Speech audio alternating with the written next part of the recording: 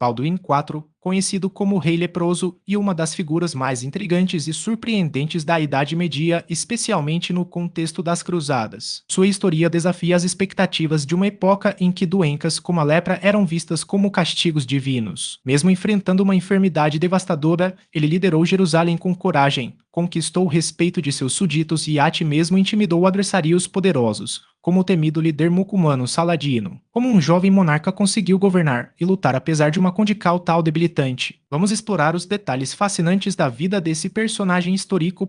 Desde o nascimento, Balduíno estava ligado ao poder. Ele veio ao mundo por volta de 1161, filho de Amalrico, conde de Jaffa e Ascalal, um dos 4 grandes territórios que compunham o reino de Jerusalém. Naquela época, a região era dominada por francos, e sua mãe, Agnes de Courtenay, pertencia à nobreza dos Estados Cruzados, os reinos cristãos estabelecidos no Oriente Médio entre os séculos XI e XIII. Apesar de sua origem nobre, Balduíno não estava inicialmente na linha direta de sucessão ao trono. Seu pai era apenas um conde, mas seu tio paterno, o rei Balduíno III, também era seu padrinho. Durante o batizado, o monarca brincou dizendo que seu presente ao afilhado seria o próprio reino de Jerusalém. 2 anos depois, o destino mudou tudo. Balduíno III morreu sem deixar herdeiros, e o trono passou para Amalrico, colocando o pequeno Balduíno como primeiro na ordem de sucessão.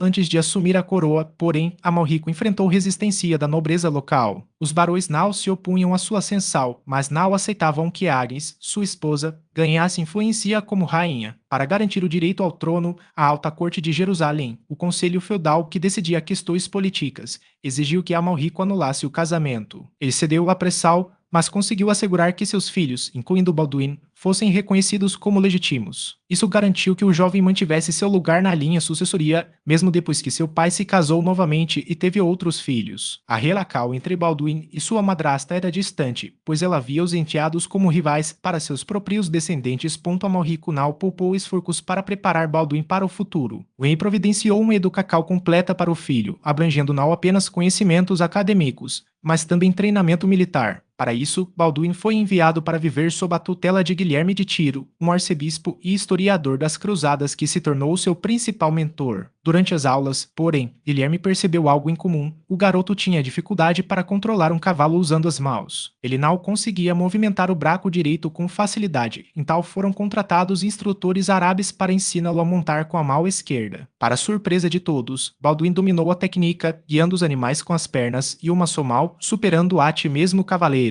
experientes. Outra peculiaridade chamou a atenção de Guilherme durante os treinamentos de esgrima. Enquanto os outros alunos reclamavam ou choravam ao serem atingidos, Balduíno parecia não sentir dor. Inicialmente, o arcebispo acreditou que se tratasse de uma resistência excepcional, mas logo percebeu que havia algo mais. Ao examiná-lo, descobriu que o braço e a mão direita do jovem eram insensíveis ao toque e à temperatura. Preocupado, Guilherme relatou o caso ao rei Amalrico e consultou médicos da corte, que chegaram a um veredito unânime: lepra. No entanto, ninguém ousou confirmar o diagnóstico oficialmente, pois os sintomas ainda não eram evidentes, e temiam o estigma que a doença traria ao herdeiro. Enquanto isso, Amalrico começou a planejar o futuro do reino. Sabendo que Balduíno poderia não viver muito tempo, ele procurou um marido para sua filha mais nova, Sibila, com o objetivo de que o genro assumisse como regente caso o filho não pudesse governar. Mas os planos foram interrompidos abruptamente. Em junho de 1174, Amalrico adoeceu com disenteria e morreu um mês depois,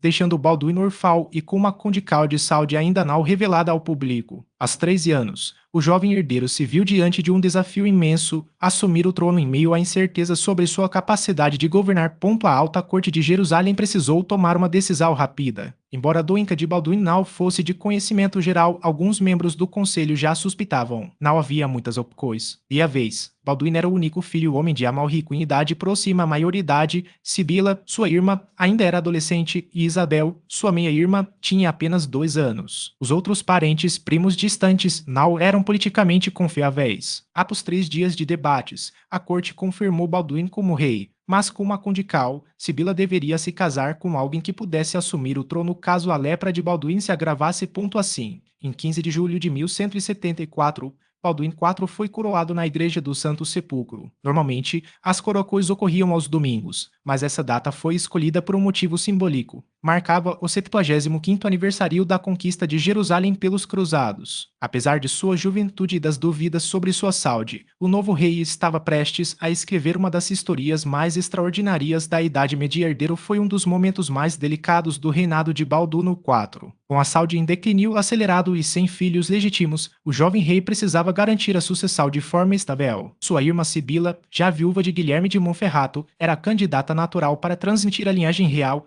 mas o trono exigia um consorte forte o suficiente para governar. Assim, Balduino voltou seus esforços para encontrar um marido adequado para ela, alguém capaz de liderar o reino em meio às constantes ameaças externas. A escolha recaiu sobre Guido de Lusignan, um nobre francês recém-chegado à Terra Santa. Embora não tivesse experiência militar ou política na região, Guido possuía laços com a nobreza europeia e uma reputação de bravura. O casamento foi celebrado em 1180, mas desde o início despertou desconfiança entre os barões do reino. Muitos viam Guido como um forasteiro ambicioso, sem o preparo necessário para enfrentar Saladino ou administrar os complexos jogos de poder locais. Balduino, porém, acreditava que a união fortaleceria os laços com a Europa e traria reforços militares. A relação entre o rei e seu novo cunhado, no entanto, logo se deteriorou, e demonstrou-se impaciente e pouco disposto a seguir as orientações de Balduino, que, apesar de sua condical, continuava a ser a mente estratégica por trás das decisões militares. Em 1183, durante uma campanha contra Saladino,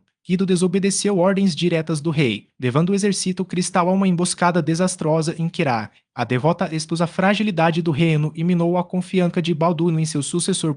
Diante desse fracasso, o rei tomou uma decisão drástica. Deserdou Guido e nomeou seu sobrinho de 5 anos, Balduino V, filho de Sibila com seu primeiro marido, como herdeiro oficial. A medida foi recebida com alívio por parte da nobreza, que via no menino uma garantia de continuidade sem a influência indesejada de Guido. Para assegurar a regencia durante a menoridade do futuro rei, Balduino IV confiou o governo a Raimundo III de Trípoli, seu antigo mentor e um dos poucos líderes em quem ainda depositava plena confiança. A saúde do rei, porém, já não o permitia mais manobras políticas prolongadas. A lepra havia consumido suas forças, deixando-o quase completamente paralisado e cego. Mesmo assim, Balduino insistiu em permanecer no comando até o último momento, recusando-se a abandonar o trono enquanto ainda respirasse. Sua presença, ainda que simbólica, era um lembrete constante da resistência do reino contra as forças de Saladino. Em 1185, após anos de luta contra a doença e as intrigas da corte, Balduino IV finalmente sucumbiu. Morreu aos 24 anos, deixando para trás um legado de coragem e determinação que desafiou as expectativas de sua época. Seu reinado,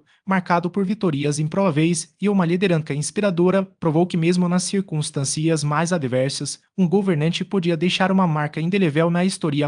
A decisão de Balduino IV de afastar o cunhado da regência equivalia, na prática, a excluí-lo da linha sucessoria. Para o rei e a corte, que de Lusignan não possui as habilidades necessárias para liderar tropas em batalha, e essa medida reacendeu os debates sobre quem deveria assumir o trono. Assim, Balduino optou por nomear seu sobrinho, filho de sua irmã Sibila, como herdeiro. O menino, então com apenas 5 anos, compartilhava o mesmo nome do tio, Balduino. Em 20 de novembro de 1183, Balduino V foi coroado como co-regente, dividindo o poder com o rei leproso. O reinado de Balduino IV ajudou a desafiar o estigma medieval associado à lepra. Na época, a doença era vista como uma maldição divina, um castigo pelos pecados, e seus portadores eram frequentemente isolados de suas famílias e da sociedade. Se o diagnóstico de Balduino tivesse sido revelado na infância, como era comum, ele provavelmente teria sido removido da sucessão e enviado para a Ordem de São Lázaro, uma ordem militar composta por cavaleiros e sargentos que sofriam de enfermidades. No entanto, apesar de sua condical, ele governou por quase uma década, provando sua capacidade como líder e guerreiro em cada confronto.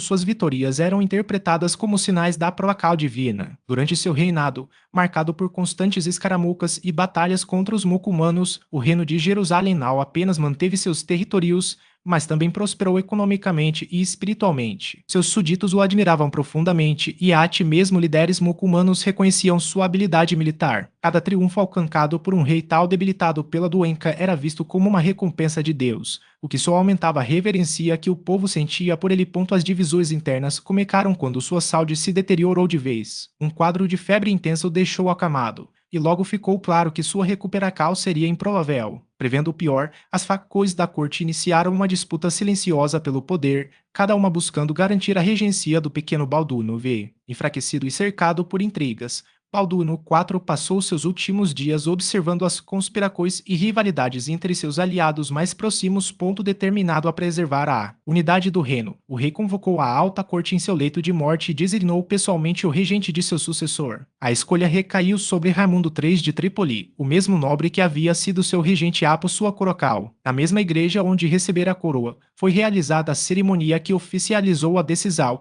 o último esforço para assegurar a estabilidade do reino. Balduino IV faleceu na primeira metade de 1185, embora a data exata permaneça incerta. Sabe-se apenas que sua morte ocorreu antes de 16 de maio daquele ano, quando seu sobrinho foi registrado como único rei. Apesar da gravidade de sua doença, ele governou por quase uma década, protegendo as fronteiras e garantindo prosperidade ao povo de Jerusalém. Seus restos mortais foram sepultados na Igreja do Santo Sepulcro, o mesmo local onde fora coroado e onde repousavam os restos de seu pai, o rei Amalrico, e, ali, em um dos lugares mais sagrados do cristianismo, descansava o rei leproso, cujo legado de resistência e liderança continuaria a ecoar muito depois de sua morte. No entanto, apesar de todos os seus esforços, a unidade que Balduino IV tanto buscou não resistiu por muito tempo. Apenas um ano após sua morte, seu sobrinho, o jovem Balduino V, faleceu inesperadamente. Com a ausência do herdeiro, Sibila, irmã do rei falecido, assumiu o trono e coroou seu marido, e de Lusignan, como rei de Jerusalém. As decisões de Balduino IV, que visavam evitar justamente esse desfecho, foram ignoradas, e o reino mergulhou em uma crise sucessoria que enfraqueceria suas defesas. Em 1187, as consequências dessa instabilidade se tornaram trágicas. As forças de Saladino, unificadas e determinadas, derrotaram o exército cruzado na Batalha de Atim, marcando o fim do reino de Jerusalém como potência regional. A cidade sagrada, que Balduino IV havia defendido com tanto empenho, caiu em outubro daquele mesmo ano. Até hoje, Balduino IV é lembrado como uma das figuras mais fascinantes das cruzadas. Sua história, a de um rei que governou com lepra e liderou exércitos em um dos períodos mais turbulentos da Idade Média, continua a inspirar. Em 2005, o personagem foi retratado no cinema pelo ator Edward Norton no filme O Reino dos Céus, dirigido por Ridley Scott. A obra, que narra os conflitos entre os cruzados e as forças de Saladino após a Segunda Cruzada, trouxe ao grande público a imagem de um monarca complexo, cuja determinação superou os limites de sua enfermidade. Curiosamente, embora muitos o vissem como um santo, Balduino IV não era um homem particularmente religioso. Seu legado não se construiu sobre devoção, mas sobre um profundo senso de dever, uma capacidade ímpar de governar e uma resiliência que desafiou as expectativas de sua época. Mesmo enfrentando os sintomas devastadores da lepra, ele manteve o reino unido e próspero, provando que a verdadeira liderança não depende da perfeição física, mas da força de caráter. Sua vida, repleta de vitórias improváveis e tragédias inevitáveis, permanece como um testemunho do que um indivíduo pode alcançar, mesmo nas circunstâncias mais adversas. E, como sempre, a história nos lembra: um povo que desconhece seu passado está fadado a repeti-lo.